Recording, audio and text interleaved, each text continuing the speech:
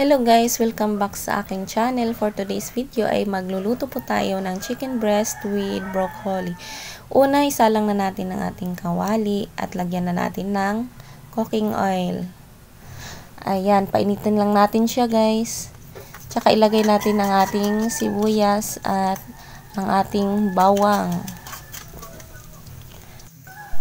At ilagay na natin ang ating hinihiwang kamatis. Ayan, sangkutsahin lang natin. At pagkatapos ito ay ilagay na rin natin ang chicken breast na hinihiwa-hiwa siya guys, pahaba. Ayan, mabango na ang aking niluluto. At pagkatapos ay maglagay lang tayo dito ng paminta at saka kunting seasoning. Ayan.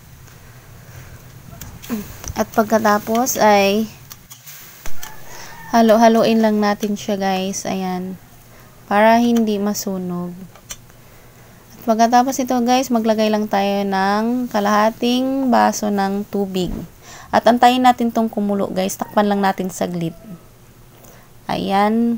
Kumulo na siya guys. At siguradong luto na ang ating manok. At pagkatapos, ilagay na natin dito ang ating broccoli. Ayan. Kailangan dito guys, luto na ang ating manok bago natin ilagay ang ating broccoli dahil ang broccoli ay madali lang maluto. At mas masarap sa broccoli guys kapag half cook lang siya.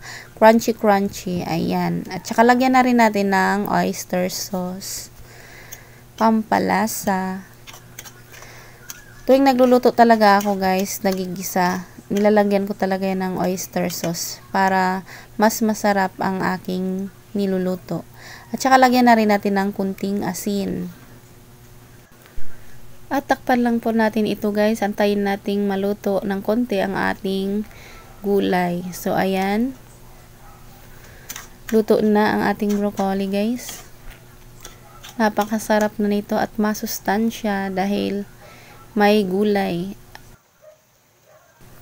Ayan, napakasarap na ng ating recipe for today, ang chicken breast with broccoli.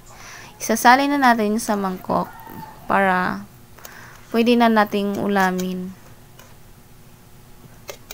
Ayan, yan lang guys. Thanks for watching my video. Please like and subscribe.